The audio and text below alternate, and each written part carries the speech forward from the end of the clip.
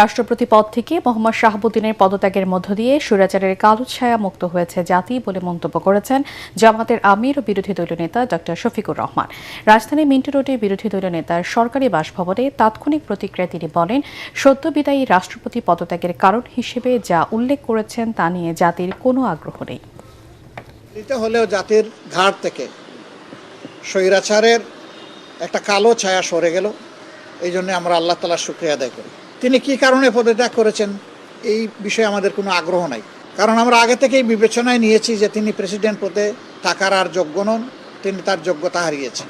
অস্থায়ী প্রেসিডেন্ট হিসাবে বর্তমান মাননীয় স্পিকার দায়িত্ব গ্রহণ করেছেন, আমরা তাকে অভিনন্দন জানাই এবং আমরা তাকে আশ্বস্ত করছি তিনি যতদিন দায়িত্ব পালন করবেন, আশা করব যে তিনি ন্যায়নিষ্ঠভাবে এই দায়িত্ব পালন করবেন, নির্মোহভাবে দায়িত্ব পালন করবেন, কারো প্রতি তিনি কোনো ধরনের কোনো পক্ষপাতিত্ব করবেন না।